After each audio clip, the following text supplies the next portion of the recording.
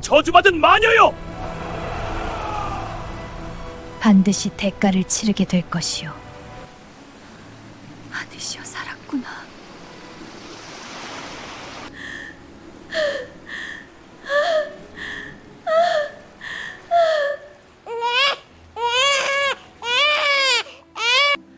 엄마가 있잖아. 괜찮아. 지식은 어둠을 뚫는 바늘이야. 그래서 너희는 반드시 배워야 해. 나는 어머니의 복수를 위해 왔다. 15년을 기다렸다. 이제 네가 그 대가를 치를 차례다.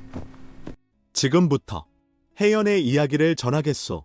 조선의 어둠 속에서 태어난 한 어머니의 15년. 때는 17세기 조선 왕조의 한가운데입니다.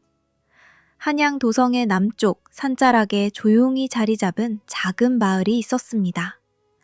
높은 기와지붕도 없고 화려한 비단옷도 없지만 사람들은 서로 의지하며 살아가는 평범하고 소박한 곳이었습니다. 그 마을에 혜연이라는 이름의 젊은 과부가 살고 있었습니다. 그녀의 남편은 마을에서 가장 존경받는 의원이었습니다. 그는 떠나면서 혜연에게 2가지를 남겼습니다. 하나는 소박하지만 아름다운 집과 작은 밭, 그리고 또 하나는 대대로 그들 가문에서만 전해 내려오는 침술 비법서였습니다. 그 책은 단순한 의서가 아니었습니다. 사람의 몸 안에 있는 경혈, 즉 생명의 점들을 담은 비밀 지도였습니다. 어디를 누르면 고통이 사라지는지, 어디를 건드리면 심장이 멈추는지, 그 모든 것이 담긴 살과 죽음의 경계를 다루는 책이었습니다. 혜연은 남편의 조카 어린 중호도 함께 키우고 있었습니다. 아직 뱃속에는 새 생명도 품고 있었습니다. 슬픔 속에서도 그 작은 가족은 하루하루를 이어나갔습니다. 그런데 문제가 있었습니다. 김태라는 남자였습니다. 그는 혜연 남편의 형이었습니다.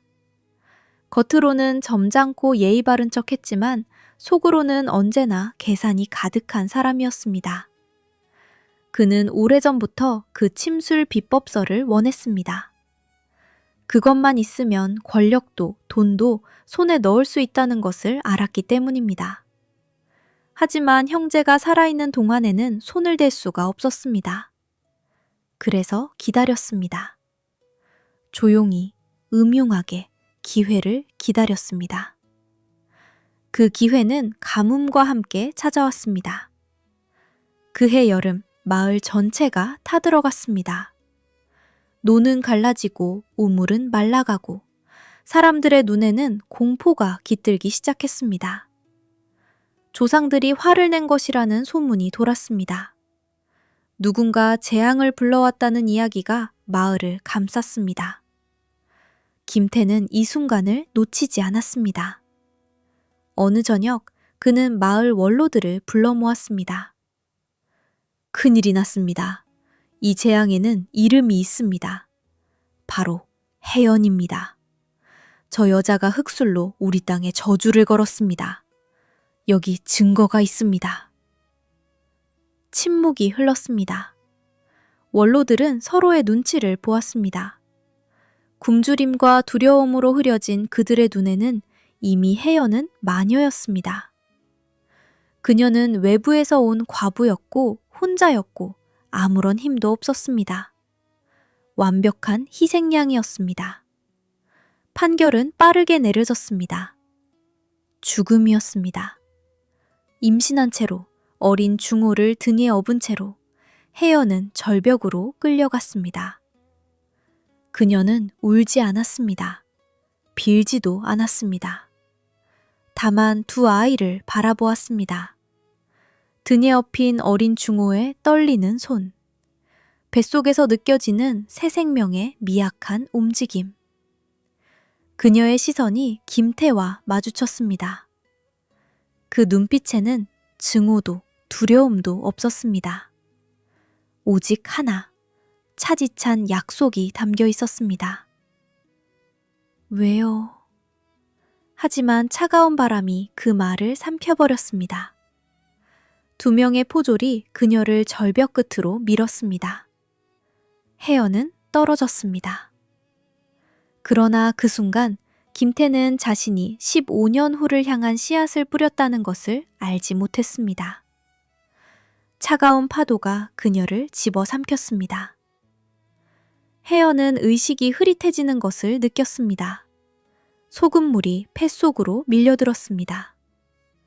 그때 중호의 작은 손이 그녀의 목을 꽉 쥐었습니다.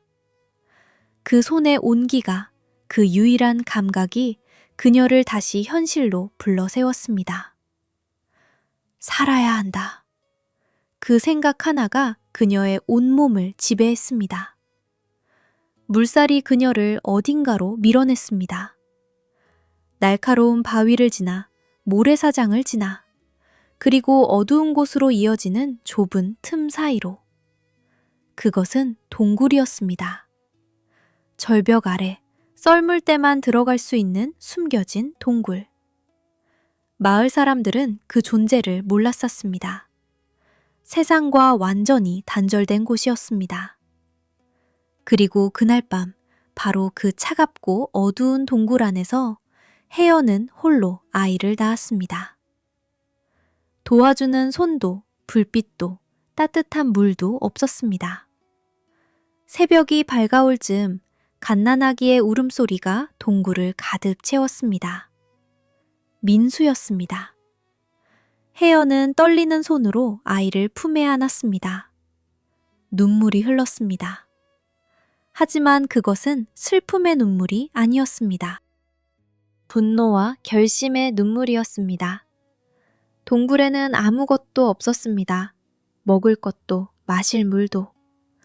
갓 태어난 민수는 젖을 찾아 울었지만 혜연의 몸은 극도로 쇠약해진 상태였고 모유는 거의 나오지 않았습니다. 썰물이 되면 혜연은 날카로운 바위 위를 기어다니며 홍합과 해조류를 모았습니다. 하지만 너무나 부족했습니다. 민수는 하루가 다르게 야위어 갔습니다. 그리고 그 한계의 끝에서 혜연은 결단을 내렸습니다. 그녀는 예리한 조개 껍데기를 하나 집었습니다. 천천히, 조금의 망설임도 없이 손목에 그었습니다. 선홍빛 피가 배어나왔습니다. 그녀는 그 손을 아이의 입가에 가져다 댔습니다. 민수가 조용해졌습니다. 먹을 것이 없는 날이면 혜연은 조개 껍데기를 들었습니다. 손목을, 팔뚝을, 때로는 종아리까지. 작은 상처들이 아물고 흉터가 쌓여갔습니다. 그녀의 몸은 점점 더 앙상해졌지만 두 아이는 살아있었습니다. 어느 날 밤 중호가 속삭였습니다. 어머니, 왜 저러는 거예요? 김태 어른이? 혜연은 한참 동안 파도 소리를 들었습니다. 그리고 천천히 대답했습니다. 욕심 때문이야. 욕심은 사람을 짐승으로 만들지. 하지만 중호야, 그 짐승에게는 반드시 대가가 따른다. 그 대가를 치르게 하는 것, 그게 바로 너의 몫이야. 세월이 흘렀습니다. 동굴은 그들의 감옥이었고 동시에 교실이었습니다. 혜연은 남편이 물려준 침술 비법서를 항상 몸 안에 숨겨두고 있었습니다. 절벽에서 떨어질 때도 파도에 휩쓸릴 때도 그 책만큼은 놓지 않았습니다. 매일 새벽 파도가 빠져나간 고요한 시간에 수업이 시작되었습니다. 중호와 민수는 어머니 앞에 앉았습니다. 그들의 교과서는 모래였고 교사의 목소리는 파도 소리와 함께 섞여들었습니다. 먼저 글자를 배웠습니다. 한자 한자 한자를 손가락으로 모래에 긁어보며 수백 번, 수천 번 반복했습니다. 글을 모르면 책을 읽을 수 없고 책을 읽을 수 없으면 세상을 이길 수 없었습니다. 그리고 책이 펼쳐졌습니다. 침술 비법서였습니다. 이 점을 이렇게 누르면 온몸의 통증이 사라진단다. 하지만 이 점을 이 방향으로, 이 깊이로 건드리면 혜연은 말을 멈추었습니다. 두 아들의 눈을 번갈아 바라보았습니다. 심장이 멈춘다. 지식은 어둠을 뚫는 바늘이자 적의 살을 뚫는 칼이기도 하다. 이 지식은 치유를 위해 쓰일 수도 있고 정의를 위해 쓰일 수도 있다. 하지만 결코 탐욕을 위해 써서는 안 된다. 그것이 김태와 우리의 차이야. 중호는 몸으로 배웠습니다. 밀물과 썰물의 리듬을 따라 절벽을 기어오르고 차가운 파도와 싸우며 몸을 단련했습니다. 민수는 달랐었습니다. 그는 동굴 안에서 태어났고 몸이 약했습니다. 하지만 그의 머리는 혜연도 놀랄 만큼 비상했습니다. 왜 사람들은 김태의 말을 믿었나요? 두려웠기 때문이야. 그러면 두려움을 없애면 되지 않나요? 두려움은 없애는 것이 아니야. 더 큰 것으로 채우는 거란다. 정을 아는 것으로. 세월은 그렇게 흘렀습니다. 한 해, 두 해, 5해, 10해. 혜연의 몸은 점점 더 쇠약해졌습니다. 피를 나눌 때마다 회복이 더뎌졌습니다. 얼굴은 창백하게 빛이 바랬는고 목소리는 낮고 얕아졌습니다. 하지만 눈빛만큼은 여전히 날카로웠습니다. 15년째 되던 해, 혜연은 중호를 불렀습니다. 이제 때가 됐구나. 중호가 처음 세상으로 발을 내디딘 날, 그는 눈이 멀 것 같았습니다. 15년 만에 처음 보는 낮의 햇빛이었습니다. 어머니의 목소리가 귓속에서 울렸습니다. 세상은 이름으로 돌아간다. 힘이 없으면 이름을 만들어라. 복수를 위해서는 권력이 필요했습니다. 하지만 그는 아무것도 없었습니다. 이름도, 연줄도, 돈도. 그에게 있는 것은 단 하나, 침술 비법서에 담긴 지식이었습니다. 한양으로 올라온 중호는 조용히 귀를 열었습니다. 그러던 중 소문을 하나 들었습니다. 고위 대신이 몇 달째 원인 모를 병을 앓고 있다는 것이었습니다. 어이들도 손을 못 쓰고 전국의 명의들이 다녀갔지만 아무도 고치지 못했다는 것이었습니다. 그는 대신의 집 앞에 무작정 나타났습니다. 저는 침수를 아는 자입니다. 대감마님을 뵙게 해주십시오. 물론 문전박대를 당했습니다. 하지만 그는 매일 찾아갔습니다. 결국 대신이 그를 들였습니다. 중호는 조용히 앉아 대신의 손목을 잡았습니다. 눈을 감고 맥박을 느꼈습니다. 이것은 담적입니다. 오래된 한이 몸 안에 쌓여 기혈이 막힌 것입니다. 여기 이 혈자리 3곳을 풀면 됩니다. 어이들이 비웃었습니다. 하지만 사흘 뒤 대신은 자리에서 일어났습니다. 무엇을 원하느냐? 암행어사가 되고 싶습니다.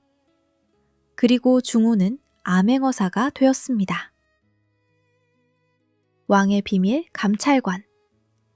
신분을 숨기고 전국을 돌아다니며 탐관오리를 처벌할 수 있는 왕의 대리인. 그는 마패를 손에 쥐었습니다. 눈을 감았습니다.